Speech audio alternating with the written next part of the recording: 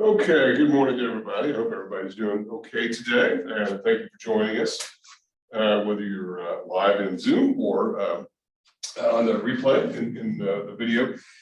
So we're going to get started today. And like I like to start my classes, I like to just sort of give a bit of an update as to where we are, and just so that everyone's on the same page, because the syllabus itself is the schedule that's contained on the syllabus is an estimate.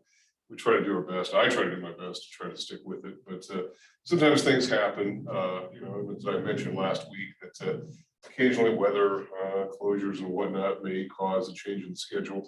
Right now, we're pretty much where we need to be. In fact, I was looking over some of the material that I had planned to cover this week and last night, and it looks like we're maybe even a little bit ahead of the game, to the point where we may even get into a bit of chapter 3 on Thursday. And if we do, don't take that as a sign that we're going to be compressing more material into the exam, the first exam, which is in week 4. It's just the fact that we'll be a little bit ahead of the game, and maybe we can spend a bit more time on the review session, which should be 2 weeks from today. That would be the whatever day that is, 27, the February, whatever that is, whatever Tuesday the week following that is. I guess it'd be February 1st, probably. So the way it looks. So anyway, that's the plan for that. And so if we do get ahead a little bit, it'll just give us a little bit more time to review. As to the exam itself, I'll give you a little bit more detail on that as we get a little bit closer to it. As I mentioned at the outset of the course, the plan, the official plan for the Attend Anywhere classes, to have class in, or to have exams in class or at the testing center. So in other words, physically on campus. However, I think we made the decision that we'll also offer an online option, which I think probably most of you will avail yourselves of, particularly given the fact that a lot of you appear to like the virtual option anyway. So that will be available, and it'll be available sometime in week 4. I'm not precisely sure yet, because that was not my original plan, but I'll get it there, and it will only cover the material that we will have covered up to that point. And in fact, I don't know if I mentioned this previously, but all the first 4 exams, what we call the intermediate exams, will only cover the material covered in that particular segment of the course. It's only the very final, the last and final exam in April, week 15, that will be comprehensive in nature. Okay, so that is the plan there. So I want to finish up a bit of Appendix A today. I didn't get very deeply into this on Thursday, and really wanted to, but did not. So bear with me. I know that I had mentioned that if you felt like you were pretty strong at the math piece, that maybe you would want to kind of take a snooze on that. But I'm just going to ask everybody to kind of bear with me on that, because I do want to just cover some of the basics of that, just so that we are on the same page. And if anybody has any further follow-up they want to do with me individually, feel free to get with me. I think for those of you who have reached out to me, whether it's by email, telephone, or cell phone, you found me to be, I think, reasonably responsive. I know that last week we got very, very busy, and we had some late enrollees and whatnot. But if I have not gotten back to you, I really hope I have by in fact, well before now. If I have not, then shoot me another email or call me, and I'll get with you. This is still early enough in the semester that we can kind of deal with any issues, and go, so we're not too deeply into anything. So a few announcements I wanted to make. I apologize for the password issue. I didn't see this coming. In fact, I really thought that I was going to post this as a YouTube video, which, and I suppose we could maybe put it up to the class. Do you want it in YouTube? Do you want it in Zoom?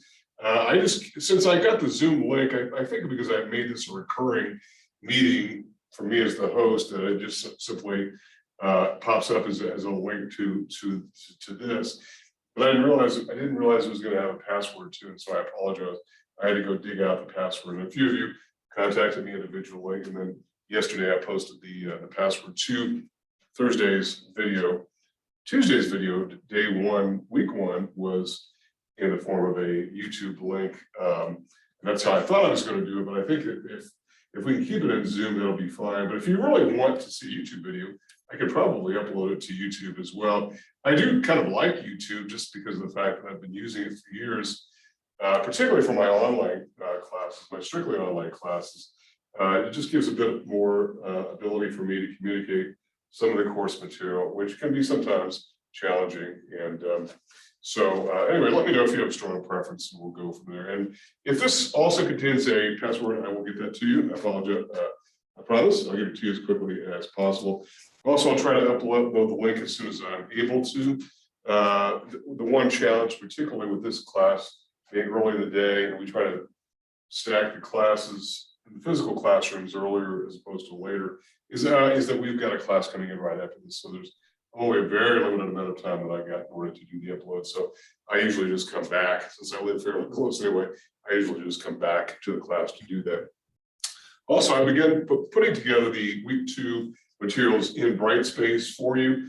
I don't have the PowerPoint slide link just yet because I wanted to remind, just to go back, last week we had this issue where we were getting this sort of doubling of the content. And I had reached out to distance learning, but there was a miscommunication somewhere where they thought it was the files were doubling. And they said, we only see one file. And they're probably thinking that I'm crazy or something. And I had to explain, no, it's not the file that's duplicating. It's the material within each slide that's duplicating. So once we get this figured out, and it could be a problem with my computer, frankly, I don't really know. Once we get that figured out, I'll post these. And again, the PowerPoints, I know sometimes people make more of those than what they are. They're really sort of an effort for me to organize the class session, and also allows you to follow along. But I will make them available. They're not completely useless. They are useful. Also, one thing I'll do with each weekly module, now that we're getting going in the class, is I'll post a checklist. It's just there's not much to it right now because we're not really too deeply into the class, but it's just for people who like checklists, and I'm one of them. It just kind of gives you an idea, because I know sometimes sometimes people will say, is this what I need to do this week? Are you sure this is all that I'm doing, or is there something more? This compresses everything into just one easy to see thing. And if you want to print it, and if you're like me, you want to print it and check things off as you do them, they're available to you. Okay. All right. So this is our plan for today. I want to spend just a few minutes, not very long, covering the remainder of Appendix A, or some of the content from Chapter A, which is really a math piece, just to sort of go over, once again, some of the things that I think are going to be important for you to know from a math perspective, because I know there is occasionally some anxiety about that. Then I'll cover the rest of Chapter 2. And one thing I want to reiterate from last time is that some of the material from the first 2 chapters, I'm sort of weaving in and out of the first 2 chapters. And this is by design. I think that the order in which I take these is sort of irrelevant, but it's kind of the way I've got my slide package ordered. It seems to me, having done this for a while, a good way to do it. And there's no right or wrong way to organize the material in the first 2 chapters. It's just however it happens to work out. So, but once we get into Chapter 3, which deals with demand and supply and markets and equilibrium within markets, it'll be very much focused. The class sessions will be very much focused on the material at hand, and it'll be very obvious where we are. Okay, which is why I try to make it obvious as to where in the schedule we are, so that everyone is good with what's happening. Okay, so if anybody has any questions for me at this point, feel free to give me a shout out right now, because I know we've got several people. We've got a pretty good class attending on the Zoom link, and which is good. And again, as I've mentioned before, it's not a problem if you have questions. Just sing out, and I'll be more than glad, because I can hear you fairly well, actually. And I know there were some instructors were concerned that it wouldn't be as interactive as what some would have preferred, but it actually is pretty good. It's pretty good. I think you can hear me. If you can't, I think somebody would have probably alerted me by now. But I can also hear you if you have questions. So it's a pretty good setup. Okay. Okay, well, I want to finish doing a little bit of what I was doing last time with the material that is sort of the math piece, and that deals really with this idea of dealing with a lot of graphs. And I know that I talked about the Cartesian plane with the 4 quadrants and whatnot. In economics, we're going to be dealing really only with the 1 quadrant here, the first quadrant, and so we're going to have positive values against positive values, which is good. You can certainly work with other quadrants if you're doing mathematical modeling. I talked a bit about modeling on Thursday and what it was all about.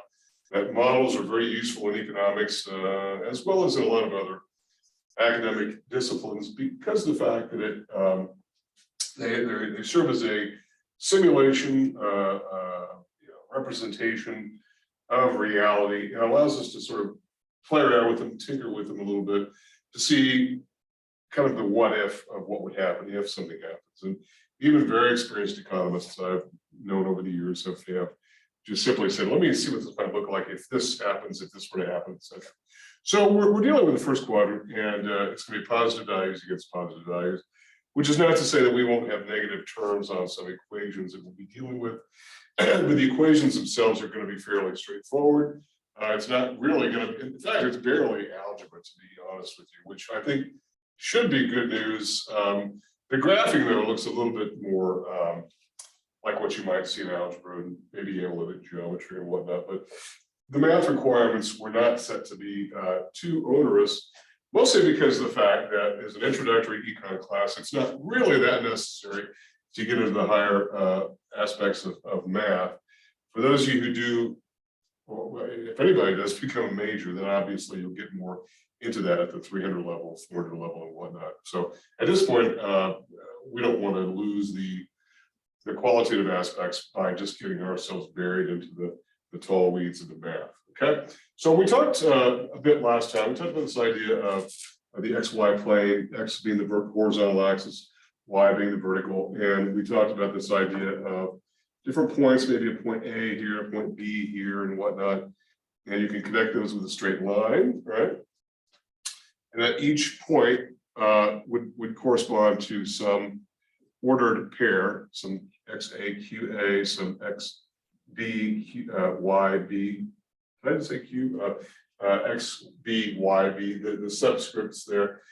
With a straight line, any kind of a straight line, we know that we've got the generic formula of Y equals MX plus B.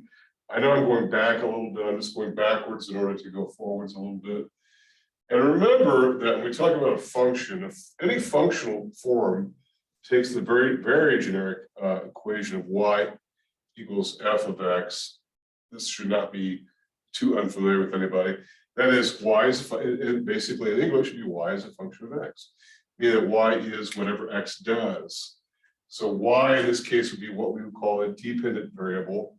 It's basically the scoreboard, and X is what we call the independent variable. That is, it is the player on the field. So the player on the field scores a touchdown, and the score goes up by 6 points on the scoreboard, which is the Y variable.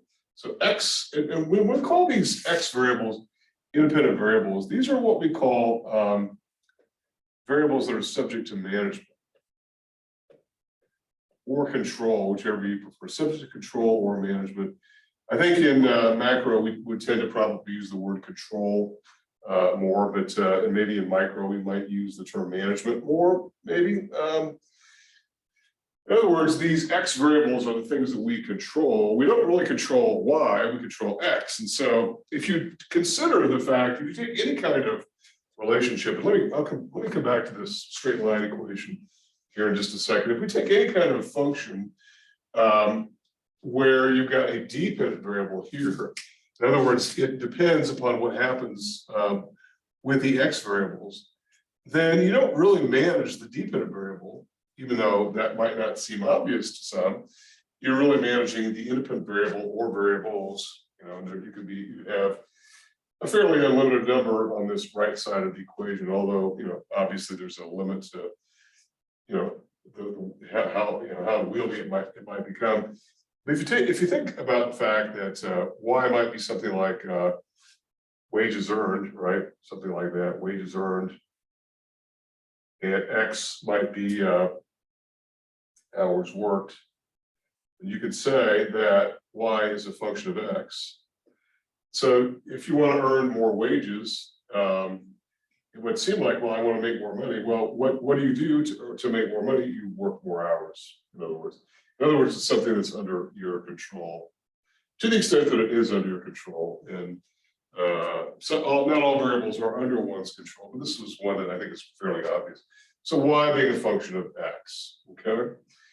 I want to come back real briefly to this idea of the linear equation. So any 2 points within a two-dimensional space can be connected by a straight line, which takes the generic formula, once again, of y equals mx plus b. Any equation here that would connect those two. You could have a negative term here, you have a negative term here, you could have a negative value there on the coefficient. The y is obviously the y that matches up with any x. And one of the things about functions that's unique is the fact that, which is what defines functions, is the fact that one x is associated with one and only one y. Otherwise, if you've got multiple y's with one x, it fails what's called the vertical line test. It's not a function. So in other words, it's matching up a unique y to a unique x. So every value of x and every value of y is different than any other value of x and y. And this is what makes for a function. Okay. So the y value here is simply the y that goes with the x here. The b is the y, the cutoff, the intercept point for the function. If it intercepts at all, maybe it doesn't. And then m is the important variable here, and that is the slope of the function. And so it's the slope of a linear function. And the slope basically is important, and we use this all the time in economics, and that it basically deals with the rate of change. The rate of change. It's the rate of change in one variable in relation to the rate of change in another variable. This is very important in economics and in a lot of other areas of study as well. But what it really is communicating is if something changes and something else also changes, then how much does one thing change in reaction to something else changing? Now, there is a very difficult proposition we get into when things change coincidentally, and we incorrectly ascribe that to one thing causing another thing to change, when in fact it may just be simple coincidence. This is why what's called the fallacy of causation is the idea that if one thing just happens to coincidentally change, that doesn't mean that one thing caused the other thing to happen. And in other words, we're trying to avoid supernatural explanations, superstition, in other words. I know that they're having played sports a lot all the way through college. I can tell you that there's a lot of superstition in the sports world, particularly in baseball, which is what I played. There are stories about pitchers who throw a no-hitter, having worn a particular t-shirt or a pair of socks, and by gosh, they're going to wear that same shirt or a pair of socks every other game going forward because it brought them good luck, right? It's very unlikely that it brought them good luck. It just so happens that it was coincidental. So, I mean, if you can somehow connect the two, then that's one thing, but I highly doubt that you can. And so it's superstition. So in other words, the rate of change measures how much one thing changes in relation to another and in what direction. And this is important, particularly as we get talking about policy. And again, in macro, whenever we talk about policy in macro, what we're really talking about is government policy, because it's only the government that can really have control over the big levers of the economy, things like money supply, interest rates, tax rates, government spending, import taxes, those sorts of things, okay? So the rate of change, and the rate of change everywhere in mathematics is this idea of that the m equals the rise over the run. Rise over the run. This is not new information, I hope. In other words, what this really is, the rise over run is basically the change in the y, which is the vertical, over the change in the x, and we use the delta symbol, the little triangles, to represent change, and that's used everywhere in every science that I'm familiar with, at least. Delta y over delta x, the change in y over the change in x. And if you don't like the Greek symbols, maybe you shouldn't major in econ, or finance, because we use a lot of them. But we won't get too deeply into the Greek symbols. But delta, we shouldn't be too overly worried about what those are. That basically is this. It's simply the old minus new. That's everywhere we use the delta. It's old minus new. So y2 minus y1 minus x2 over x1. And that's really all that it is. And if we want to change these around here and go to x1 or x2, y2, and x1, y1, that might make a little bit more sense in order to sort of jazz that up a bit, okay? And if we were to subscribe values here, then we can simply do this. Let's just randomly pick some values for these. Let's say that's 20, and this is 10, and this is 15, and this is 30. Okay. And I'm just sort of making these up on the fly here. And if we were to compute the slope of this straight line here that connects A and B, what do we have? Well, y2 minus y1. So y2 is 30 minus y1, which is 15, divided by x2, which is 20 minus 10, which is the x1. So you end up with 15 over 10, which is 1.5. And what's missing from this, but is implied, is the positive sign. And this is a very important thing. And this is about all that I want to get into with regard to this math piece, except for the idea that I'm going to talk a bit about correlation here.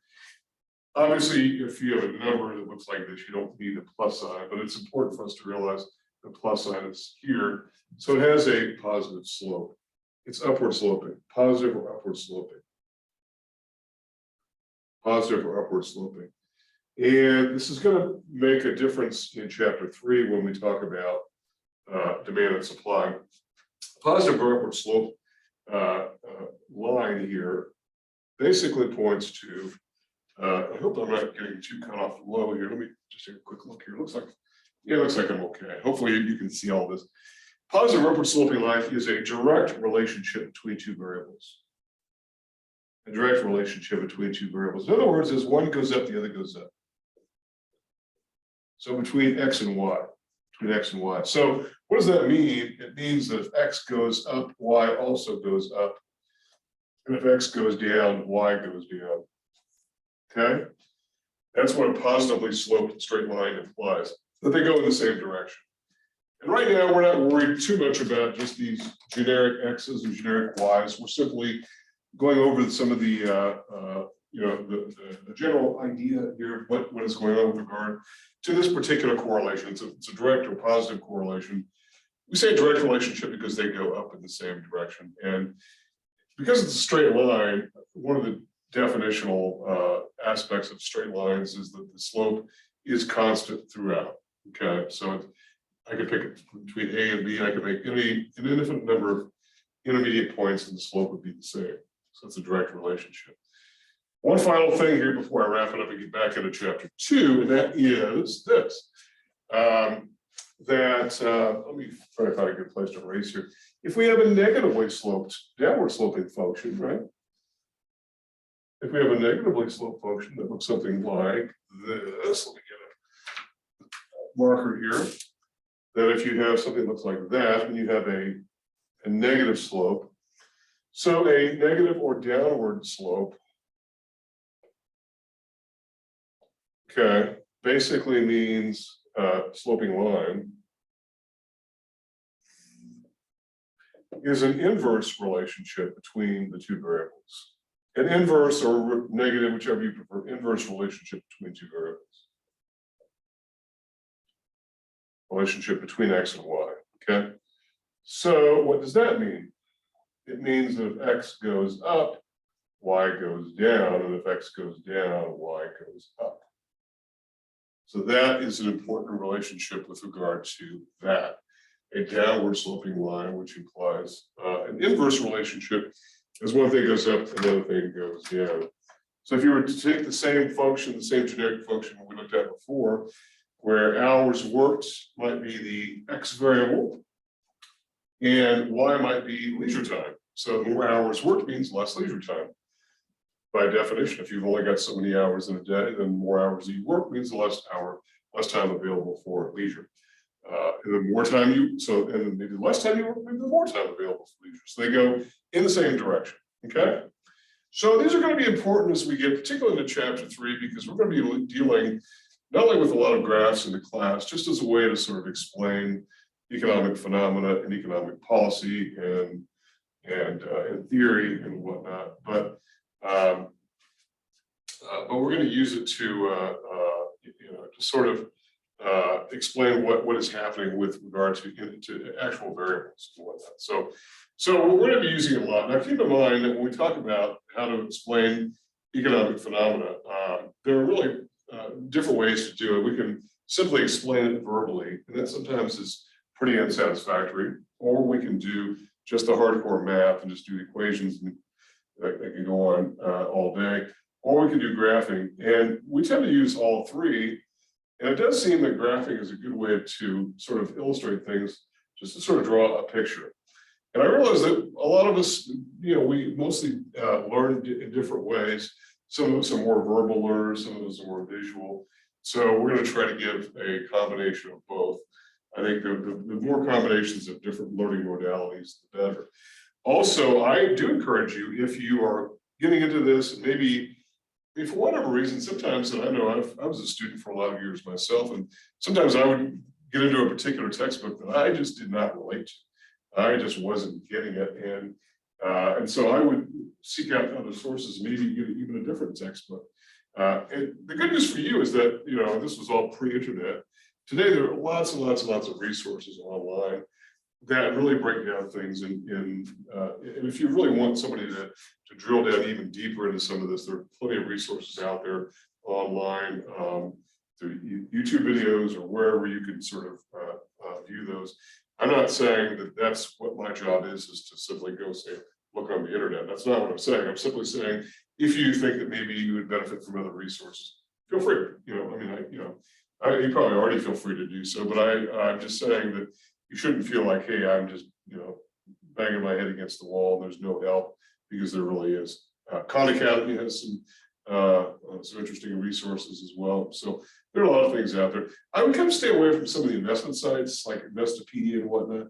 They're good, but they're not real, and they cover economic topics. But I was looking at something the other day on Investopedia, and it really addressed an economic topic more from a investment point of view, financial point of view, that I didn't think was particularly all that useful. And so I would sort of, maybe be a bit cautious.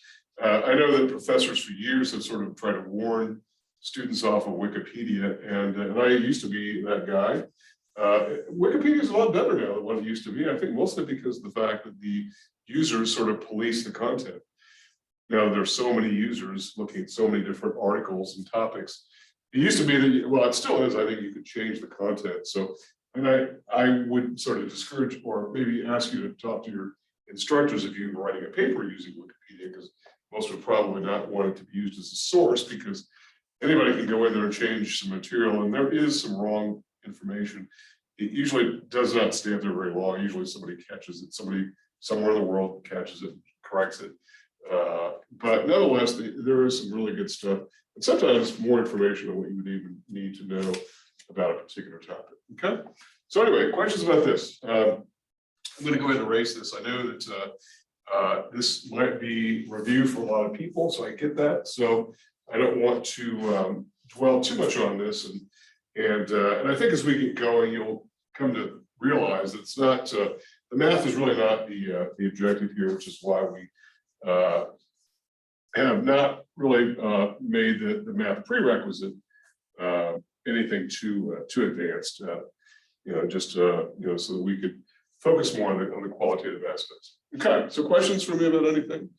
Trying to see, there's a little chat box. It does not look like there's anything in there right now, so I'm trying to keep mindful of that. So again, this is just the way the geography of the room is laid out in order for me to see you all. I'm going to kind of get out of the screen here for a bit to do that, so kind of bear with me when that happens. Okay. All right, so I want to come back and talk about some of, again, I'm sort of going in and out of some of the introductory material. We are still in the introductory portion of the course. As I mentioned on Tuesday of last week, that we present this material from the standpoint of the assumption that you've never had an econ course before. I think that's a good place to start. It allows us to progress at, I think, a reasonable speed. And so we're going to so from the very basics, we talked a bit about the circular flow model last time. We talked, and that was our first model we've been building. We'll get to another piece of that, of a new model today, I think. I'm sort of looking ahead, and what we don't get done today in chapter 2. Chapter 2 is as far as I had initially planned to go, but if we are ahead of the game on Thursday, we'll get into chapter 3. But we're covering another model, if not today, then certainly on Thursday, called the production possibilities model. So we'll get into that, and there are some other models we'll get into. And then chapter 3 will get us into the model of demand and supply. So when we talked about the circular flow model, we identified the sort of the hows of the relationship. And then, as I mentioned on Thursday, that we'll be adding bits and pieces to that circular flow model as we progress throughout the semester. We'll be adding, bringing in the rest of the world. We'll be bringing in the financial sector. We'll be doing more with the government in terms of taxing and spending and all that. All that is coming up in the class. And if you are needing a bit of a refresher on the circular flow, you can just simply go back and take a look at that video, and I'll cover it, and then we'll cover that again. But what I want to talk about is this. We talked about this one flow from firms to households, and we said it was a flow of goods. And I said the term goods here is going to be used as a euphemism for goods and services. And I mentioned that when we talk about goods versus services, right? Goods versus services, that there are some distinguishing characteristics, and you'll see this on a PowerPoint, but since the PowerPoints aren't up, I'm going to go ahead and just simply give it to you now. And we're talking about goods versus services. I said that we're sort of linking goods and services together, but I do want to differentiate the two, because when we get into some of the material dealing with the production of overall output in the economy, we, particularly with the rest of the world, as the U.S. exchanges with our trading partners, there is a distinction between goods and services, and it's important to know, because I think there's some confusion at times as to where our economy is headed in terms of what we're producing. When we talk about goods, let's just say that the most basic understanding of goods are, I guess, some of the original, maybe more primitive, and that is has a physical nature, that it can be picked up and moved and dropped on your foot and all that. Has a physical nature, in other words, can be inventory. I think that's an important characteristic. It can be inventory. And by inventory, it simply means it can be put on a shelf, it can be accounted for, it can be burned up in a fire, lost, stolen, shipped to Des Moines, whatever the case might be, but it has a physical characteristic that can be inventory. So anyway, and the list of goods obviously goes on and on. There's no end to the list of goods which meet this particular characteristic. But there's one other important characteristic which differentiates goods from services, and I think it is important in today's world, particularly as the world is moving faster and faster and faster. And it is moving faster and faster to the point where you can order something through Amazon and get it next day. I think even same day in some cases, depending upon availability and whatnot. And that's not ever leaving your house. So it's a new a new world, which is good. There's also tends to be a lag with physical goods. There tends to be a lag between production and consumption. It's an A here, a lag time. And we'll talk about lags in general a bit later. But a lag is what we think of it as. It's some sort of delay. There tends to be a lag between production and consumption, which is why it is inventoried and put on a shelf. So the good is produced, and however long a period of time it takes, there is a lag between the actual production of that good and when the good is consumed. And having said that, sometimes goods are consumed over very many years. Take something like a house. I mean, a house could be consumed for decades. I mean, a house where I grew up was built in 1904, and it's still standing. And I don't live there any longer. I grew up there as a kid, but I mean, it's still standing, and it's still being consumed. So people who produced it are long ago dead, I'm assuming, and but it's still being consumed. So there's a lag time, a very long lag time in some cases. In other cases, it's a very short lag time. Somebody produces an ice cream cone, and it needs to be consumed fairly quickly, or it won't be an ice cream cone. So, but there is nonetheless a bit of a lag time between production and consumption. How does this differ then from services, and why is this important? And that is this idea of it tends to have a non-physical nature. It tends to have a non-physical nature. In other words, whatever the physical aspects are of the good, it's irrelevant. It's mostly incidental. And what are we talking about? We talk about services. These are goods which do not have a physical nature. They're things like medical services. I go to see the doctor, and if I just simply walk out in the parking lot, it's not obvious that I consumed anything from the doctor. I did purchase something. I purchased my doctor's services, but I didn't I've got nothing to show for it. And I mean, unless if I'm, wobbling out on, on crutches, I guess that's a bit of evidence, but that would be, I didn't pay for pieces of wood to help myself walk. I went there to get a doctor's services. And I'm not trying to make a light of, a broken leg. I'm just simply saying that the physical nature of it is mostly, just sort of incidental. If you go to a lawyer to get a will drawn up, for instance, you pay the lawyer $1,000, and you walk out with pieces of paper as the evidence of the production of the will. Well, you didn't go there to pay $1,000 for pieces of paper. You went there for the lawyer's expertise in drawing up a will. So whatever the nature is, whatever the physical nature is irrelevant. It's incidental. It's not really what you're paying for. And in this case, it tends not to be inventoried. It really can't be inventoried very easily. Can't be inventoried easily. There are some exceptions to this, and that would be the idea that research, for instance, is one of those that may be inventoried a bit, and that's even sort of stretching the metaphor a little bit here. That is, somebody does research and develops something, and then years later it becomes possible to use that. I'm thinking of one example that comes to mind are the stealth technologies in military aircraft, where the beginning of that work was done in the 1940s, right after World War II. How do you make an aircraft that's invisible to radar? And it basically didn't go anywhere for a number of decades until about the early 70s, where it was used and sort of pulled off the shelf in order to create stealth fighters, stealth bombers, all those things, which today are pretty routine. But that's the only example. For the most part, though, they can't easily be set on the shelf. In other words, I can't tell my doctor, go ahead and get started on my physical examination. I'll pick it up on Thursday. It doesn't work that way, right? So it's got to be essentially produced and consumed at the same time. I say it tends to be. Tends to be, or they tend, I guess this is plural, tend to be produced and consumed at the same time. Well, I guess I've got singular, tends to be produced and consumed at the same time.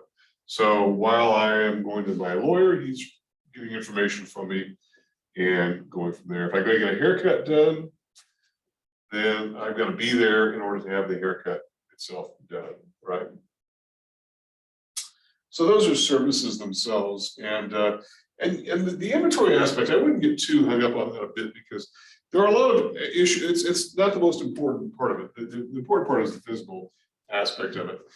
So like something like motion pictures, for instance, well, you could say, well, we look at motion pictures decades after they're produced. That is true, but there's really a non-physical nature to it. And given the fact that there is a non-physical nature, sometimes the value of services can last for some time. So anyway, these are some ideas on the differences between goods and services. Having said all of this, we're going to now, so I'm going to erase this if everyone's got it. And if you don't, I guess the good news about the Attend Anywhere is you can back up and go get it again, which is good. I think this is a real advantage to students that is not there in the physical classroom, or you're not being able to attend. Having said all this about these differences between goods and services, we are nonetheless going to use the term goods as a euphemism for goods and services, just as sort of shorthand. And by the way, and we'll cover this more as we get into the national income accounting piece. I know that there are occasionally people who say, "Oh, we're not really making anything anymore, and all we're doing is producing, services and whatnot, things like landscaping and and services like realty services and accounting services and whatnot." And so now that's not as good because there's no physical thing to show, like trains and and cars and trucks, which a lot of which are not made in the U.S. anyway. Okay, that's true, maybe. It's not. First of all, it's not really true, because we are still making lots and lots and lots of stuff. It's just that what we're making is different than what it was that we in the U.S. used to make. And I say we just because, again, I sort of do take the point of view from the U.S., even though a lot of the concepts we talk about could be applicable elsewhere. It is not true that we don't make things. We do make a lot of things, but we're making different kinds of things. And in fact, if you consider total output of these physical goods, a lot of the low value output is made in countries that are in the early stages of economic development. China looms large here. A lot of the things like housewares and apparel and things like like garden supplies. I mean, tools. A lot of those are made in other countries, developing countries, which China would still be considered developing in many ways, given the fact that it's got a very large population, not a particularly large income per capita, that is per person. And so a lot of those low value outputs are being produced there and elsewhere, other countries around the world. That we can all see. Anytime we go to Walmart, we can see where things are made. So instead, we make a lot of high value output, like MRI machines, computers, telecommunications equipment, medical devices, a lot of which are sold to the rest of the world. But we're also producing more services, which is something that's important. And we'll get into as we talk about trade with the rest of the world, because we actually have a positive benefit from producing services that we sell more to the rest of the world than what we buy from the rest of the world. So in other words, there's an injection of resources coming into the US as compensation for the provision of services. And when it comes to goods, we buy more physical goods from the rest of the world than what we sell the rest of the world. As a result, that's a sort of a net outflow. And we'll cover this a bit more as we get going. So given that fact, wouldn't you rather produce services to give a little bit of jolt to the economy than goods, which are not, is sort of an outflow? Now, maybe we can make up for some of that deficit in goods production, and in some cases we are, because for years and years that deficit in goods was oil. A bigger part of it was oil, and now the U.S. is producing a lot more oil than it used to. Not as much as we were a few years ago when the fracking boom in the Permian Basin and a lot of other places was going great guns. I suspect that as the price of oil ticks up, as we've seen it happen, there'll be more of that production as well. So we could do an entire semester on oil, so but let's not. So let's talk about types of goods here. Let's talk about types of goods. So that now that we've sort of dwelled on the differentiation between goods and services, I now want to sort of talk about types of goods in the context of how they differ from one another. Again, the term goods and service, goods being used as a euphemism for goods and services. And I'm going to set these up here as in an arrangement that we call dichotomous pairs. Dichotomous pairs. And that is putting things together which are opposite one another. Okay. So just as an example, we could group any kind of grouping that you want, whether it's demographic, whether it's nature, whatever. We could say these two are dichotomous, males and females. National Football Conference, American Football Conference. Those are dichotomous. They're opposite one another. That sort of thing. We can go on and on. And smokers and non-smokers. That's one that's often used in the insurance industry. So let's take a look at two of these. The first of these sets of pairs here are goods which are substitutes, goods which are complements. Okay, substitutes and complements. Those are one set of pair. So substitutes are goods which can be swapped for other goods in a purchase decision. They can be swapped out, okay? Swapped out for other goods in a purchase decision. Okay, I hope I'm not, my handwriting is not too difficult here. Two things we should talk about with regard to substitutes. This is not something that is unfamiliar to anybody. I don't believe the idea that we can choose one thing versus another thing.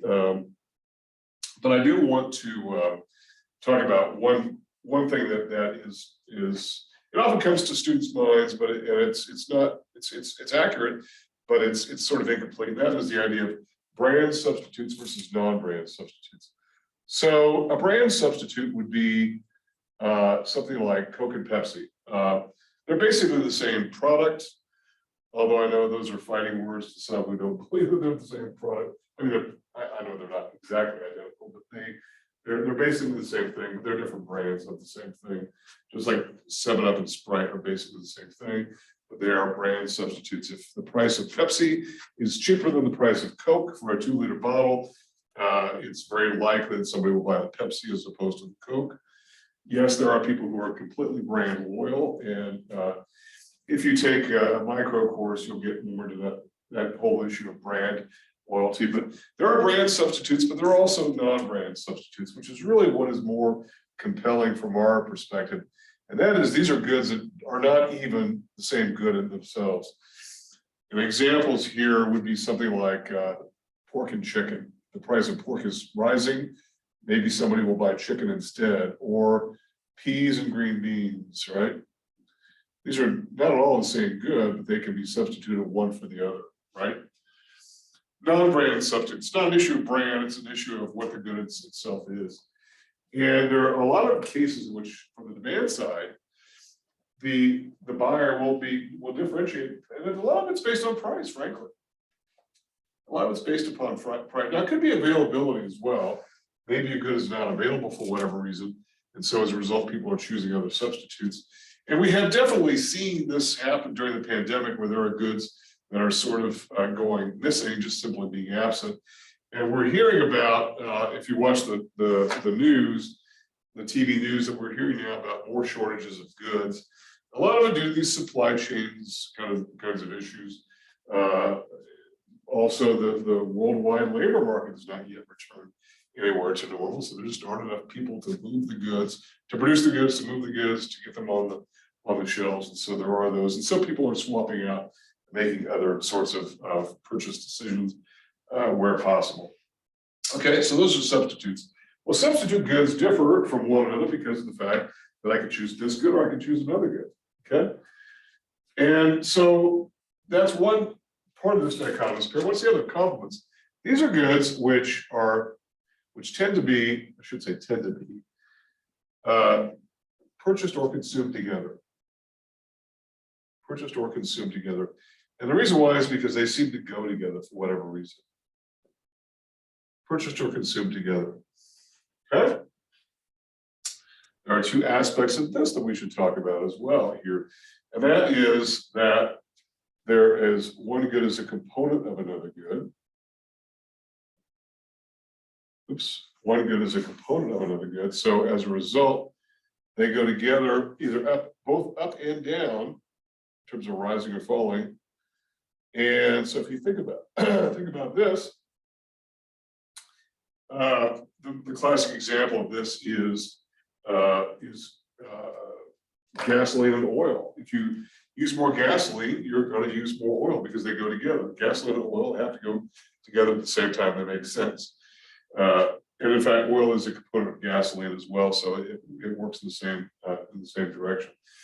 Also, when we talk about components, think about the idea of let's take a final good, and we'll be getting into this concept a bit later in terms of what a final good is. A final good is a good which is done being produced, that is any add-ons to the good that goes from raw material to intermediate good to finished good to final consumption. It's all that work has been done. It's now being ready to consume.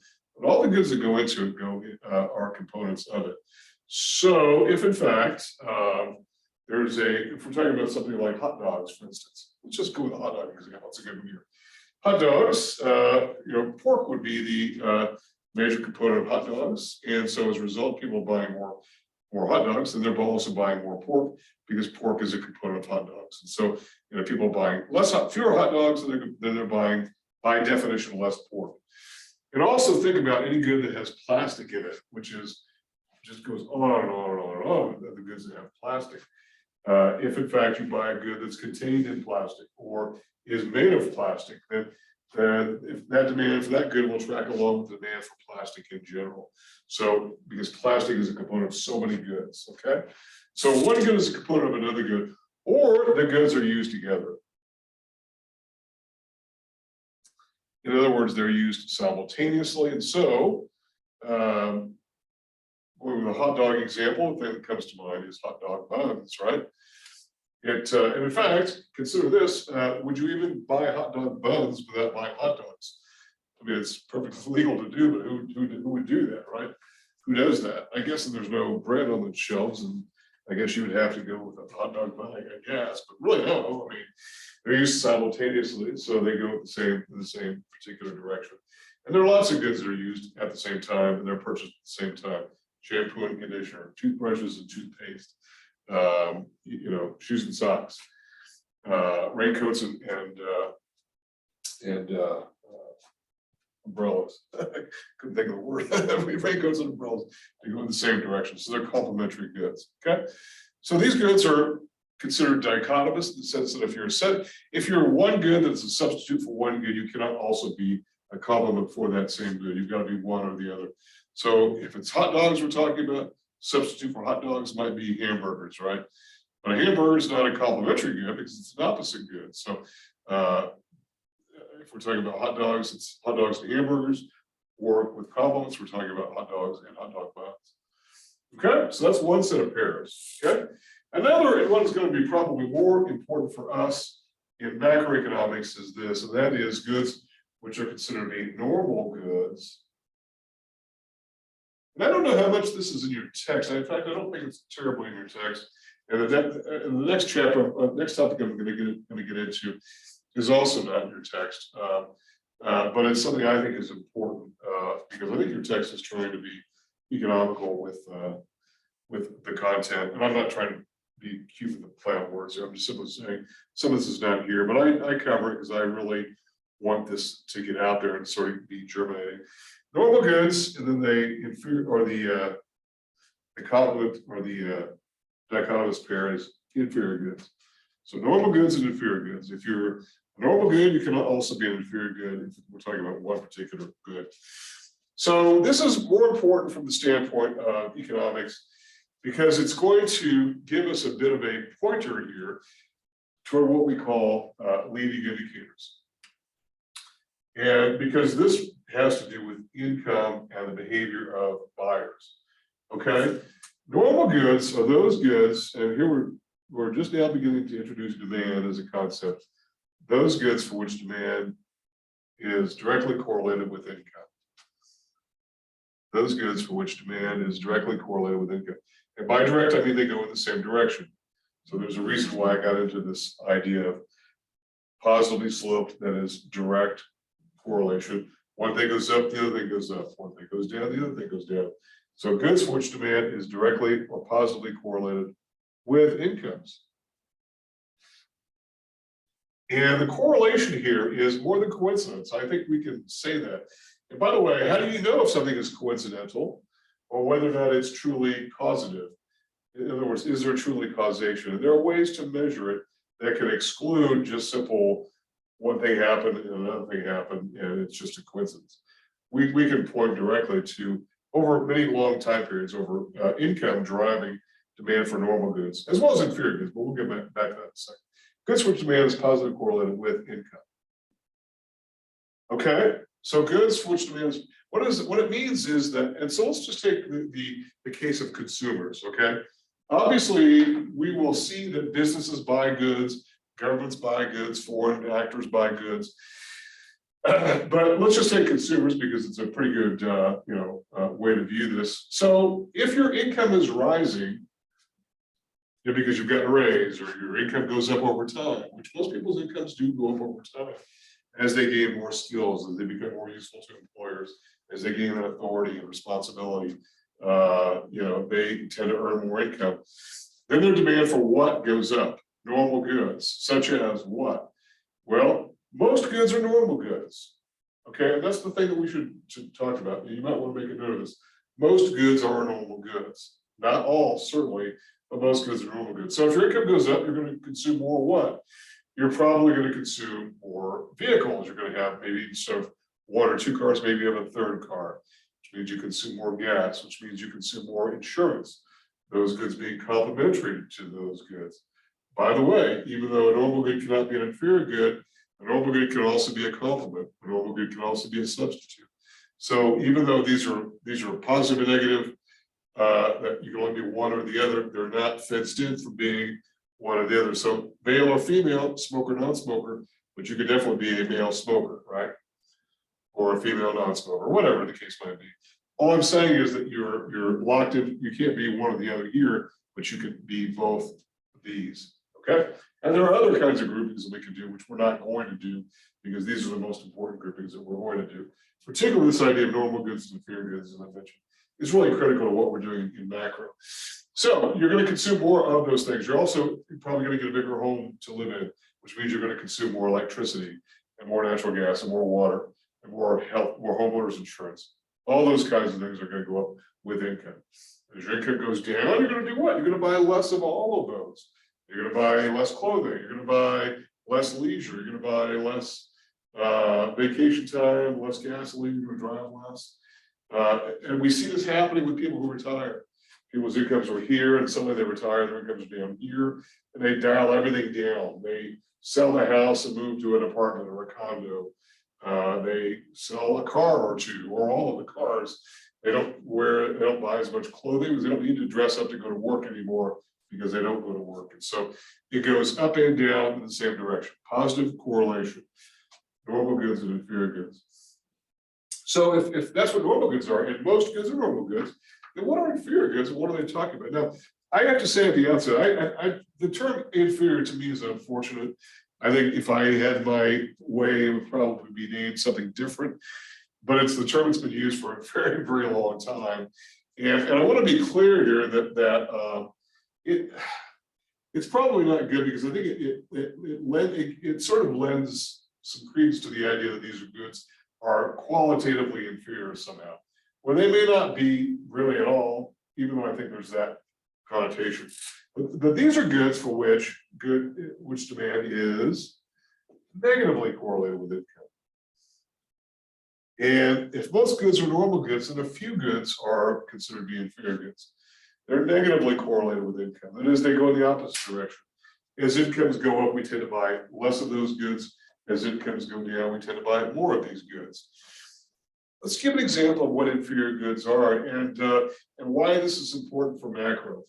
If we see the demand for inferior goods begin to rise, then we know that we're probably in a situation where consumers are suffering reduced incomes. And when consumers are getting into reduced incomes, they tend to buy more inferior goods, which we can definitely identify. In fact, there's a way in which we can measure this demand. It's called income elasticity. You don't have to write this down, but it's an actual quantitative measure, not qualitative, quantitative. Again, we get hung up on the term inferior as being a qualitative descriptor when it's really quantitative. So if incomes are going down, what do people buy more of? They buy more goods from places like Dollar General, Family Dollar, Dollar Tree. We saw during the last recession, not this COVID-induced one, but the last recession, where demand for goods, Family Dollar was going great guns, Dollar General was going great guns. Why? Because they had most of the same kinds of goods as Walmart, Target, and whatnot, but at cheaper prices. Not hugely cheaper in all cases, but certainly cheaper. And I mean, the problem with those stores is the availability is not always there. You can't always find what you're looking for. And I know my wife loves Dollar General, and even though they've now changed, I don't think they say that everything's $1 now because of inflation. I was wondering when they would get around to getting rid of that guarantee, but that's been steadily eroding over time. Nonetheless, you kind of get the idea. Also, rather than going out to dinner in a more expensive restaurant, we'll see people going out to dinner at more fast food kinds of places. So during the last recession, we saw demand for Burger King, McDonald's go sky high, and places like steakhouses go down dramatically. People are substituting one good for the other. One thing about inferior goods is this, that's important, and that is they are always substitutes for normal goods. So again, you're not fenced in, you can be a substitute in an inferior goods. So they're always substitutes for normal goods. Oops, I misspelled substitute. I always leave out the last T there. Substitutes for normal goods. Let's just give some other examples here of what are some of these. And so let's take the case of declining income. And I bring all this up because we see this as being what we call a leading indicator. If we see demand for certain things pick up, then we know that consumers are feeling the pinch. And it may not yet be reflected in the macroeconomic data because there's a lag in producing that, right? There's a bit of a lag in producing macroeconomic data. So if we see people riding the bus more and consuming less gasoline, because buses tend to be powered by natural gas, then we know that the bus purchase would be inferior to driving one's own vehicle, right? Or if we, rather than going on vacation to Disney World, more people go to Cliffs, for instance. And I love Cliffs, and my kids love Cliffs, and I love Cliffs. but it would be considered to be a substitute for a normal good. Rather than going to Disney World, maybe people go to cliffs as a result. So they go in that particular direction. Now, we've talked about incomes going down. What about when incomes are going up? The demand for these goods go down. They go down pretty dramatically. And think about this, that there is one good that does not always seem to be an inferior good, but it really is, and that is alcoholic beverages. There has been a long correlation between the consumption of alcoholic beverages and incomes, particularly household incomes. It's households that consume alcohol, right? And that is, as incomes are falling, people tend to consume more alcohol. Why? It could be a substitute for a normal good, like, I don't know, other forms of relaxation or entertainment or whatnot. It could be a stress killer. It could be a lot of those things, but there has been a long correlation between alcohol and income. And I remember in the 80s, when the economy was going great guns, lots of employment, lots of income, alcoholic beverage consumption dropped dramatically to the point where there was a lot of talk about mergers and acquisitions and consolidation in the liquor industry, just because of the fact they weren't making as much money. They thought, well, rather than competing with each other, maybe we should combine. And there was some of that going on. We actually saw this happening during the pandemic when incomes were falling initially. We had a bit of a pandemic-induced recession where alcoholic beverage consumption was going up dramatically. Maybe a little bit more difficult with the pandemic because people were sort of stuck at home and whatnot. But nonetheless, there's a long correlation between that and alcohol, income and alcohol consumption. Okay, so those are the sets of inferior goods. So we look at inferior goods and the demand for them because it's a harbinger for what's going on in the economy. We can see turning points when we see demand for inferior goods rising and falling, because we know that things are changing with regard to incomes, because they do track along with incomes in an inverse way as opposed to normal goods. And they always tend to be substitutes for normal goods, whatever those cases might be. Okay. All right. So questions for me about any of those in terms of dichotomous pairs? Well, see, we have a nice attendance here in the live Zoom session. I think maybe everyone's sort of getting a feel for how this goes, how it works, and you're more than. But if you don't make the live session, you're more than welcome to watch it on the video. Just do record your attendance on the attendance link if you did, because we capture your attendance in Zoom if you're watching it live. But if you watch it in the video, there's no way for us to know when you watched it. Just record your attendance so that we have it. We are required to keep some sort of attendance. Okay. Okay. If anybody has any questions, feel free to jump in. I've got about 12 minutes remaining in today's class session.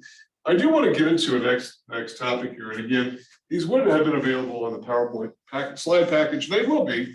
I just want to make sure that whatever kind of error happened in the posting of that, I didn't want to repeat. So I want to get that resolved, whatever that technical issue is. It could very well be on my end. I'm not immune from mistakes. It probably is my error, actually, but I want to get it resolved before I post any new slides, just so that we have it resolved. Plus, there's plenty of time for us to deal with, with being able to review. There's not much there anyway. It's just sort of an outline. Okay. All right. So, questions for me about anything before we go on?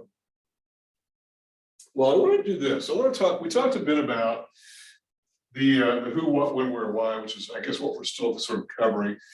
We talked a bit about the who last time, economic actors. We have three main actor groups: households, business firms, government. We talked about the what, as what's being produced in terms of goods and services and whatnot. We're going to talk a little bit about the how, probably not, well, not today, there's not going to be time. But we want to talk a bit about some of the differences between inputs and outputs, and how that's important for us to understand. So in other words, we're going to talk about sort of the where and the why, I guess. And I want to talk about a very, very basic view of economics in general. This is so basic that it's not even there's no Nobel Prize coming in this direction here. But what is the basic process of production? It's taking a bunch of inputs, right? And sort of running them all through a hopper, right? That we would simply call the production process, right? And somehow magically on the back end of this, we have these nice shiny boxes with nice packaging that are called outputs. So inputs go through the hopper to make outputs. Again, I'm not saying this is a very brilliant spreadsheet, different flowchart. This would not qualify as being a programmer's sort of flow. I know programmers use a lot of flowcharts in designing software. I'm not at all trying to pretend this is that sophisticated. But all I do want to do is emphasize the simplicity of the idea of taking inputs, running through the process of making, producing something and producing outputs, which are consumed by everybody. And by the way, everybody is involved in input production, particularly in the private sector, businesses and households, firms and households. And because of the fact that how are households involved? Because it sounds like production is being a business for an idea. But what about labor? Isn't that part of that? And things like materials, right? Wouldn't that be part of the picture? So labor, materials, energy, all kinds of things which can go into it. So households and firms together are involved to make the production of outputs which are produced. And these are the goods and services that are produced in the economy. Some of which are bought by households, and some of which are bought by firms, and some of which are bought by government. So the actors are all involved. Businesses and firms and households certainly here. Government to a lesser extent, because particularly in this country, government's really not involved in the production of goods per se, except for governmental output, which if you take micro, you'll get into that a bit more when we talk about what are called public goods. We're not really going to get into that so much here, but from the consumption standpoint, the government certainly does, do a lot of the same things that businesses do and households do. They buy stationery and cars and all that. Okay, so that's a very basic model. When we talk about inputs, let's talk about inputs. We're going to spend lots of time talking about outputs, but not so much talking about inputs. So I think that's a bit unfortunate. So, and I really kind of wish your text would have gotten into this, because it does seem to be very fundamental to a lot of what we do in econ in general. That is by talking about input factors, which if you were to Google this, you probably see this reflected as what are called factors of production. They're the same term, or they're the same idea, but just sort of different terms. They mean exactly the same thing, input factors. So why are we calling these factors? Well, we're talking about taking these groupings, or I'm sorry, we're taking these individual randomized little atoms out here. We're sort of grouping them together in logical arrangements because of the fact that we're going to be categorizing these a bit later in the course, so that we can better assess what's going on. Keep in mind that macro policy doesn't make any difference at all if we can't understand what's going on. In fact, that's why macro was developed in the first place, is because of the fact that during the Great Depression, it was just not really clear what the heck was going on. There was no good measurement system. We couldn't really determine what the level of output was. And you might see cases in which you're watching some documentary of something that happened in the 1860s or whatever, and somebody paid somebody $20 for something. In today's dollars, it's worth this. Well, that's really an estimate. It's very difficult to know. Or total output in that economy was, I don't know, 400 million or whatever. In today's dollars, that's a little bit difficult to go back that far, because we're talking about a lot different measurement system and, frankly, inaccuracies of measurement. So we try to measure these things so that we get a better feel for what's going on, so that we can do something about it. It's just like, why study dentistry unless you can do something about dental problems, right? So input factors are factors of production. There are 4 of these, and at one time there were actually 3, and at some point there was a 4th added on, and we'll go over these. And I'm not going to get too deeply into this today, just due to time, but I'll pick it up on Thursday. The first of these, and these are very old terms. They go back really to the beginning of economic thinking, which is the Enlightenment, like 18th century, that old. Land, labor, capital. And for many years, this was it. That land, labor, and capital were the 3 input factors or factors of production. And then a 4th one came sometime probably late 20th century. And I suspect it's because of the influence of business schools on what is taught in econ departments. And that is something new, the X factor called entrepreneurial ability. So land, labor, capital, entrepreneurial ability. So I've got about 5 minutes left. I'm not going to be able to get too deeply into this other than just to simply define what these are.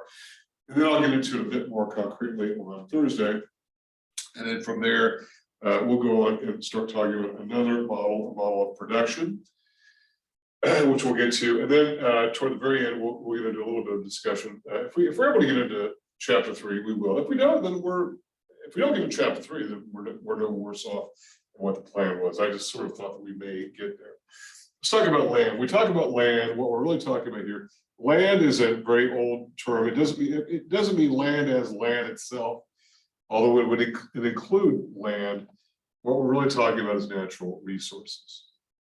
Natural resources. That is, these are goods that are available to us just by virtue of us being on the same planet as these things. Minerals, timber, all those kinds of things.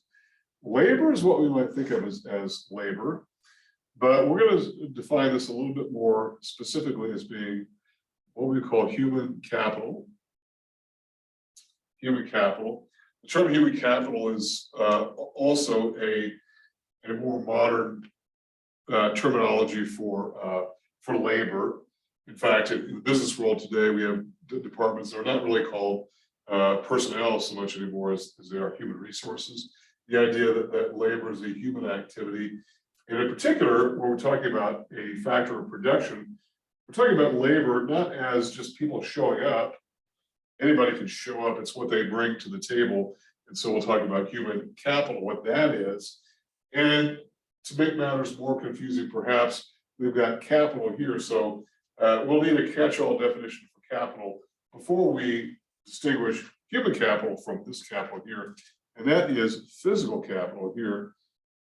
And this is physical or non-human capital. And we're talking primarily about machines, right? Physical or non-human capital or goods used in the input process. These are not typically outputs, but they're typically used as input. Physical or non-human goods. And then the final one is simply this, and I'm just about out of time, so this is where I'll stop. Entrepreneurial ability, which is simply defined as this. It's the ability and willingness to assume risk. The ability and willingness to assume risk. And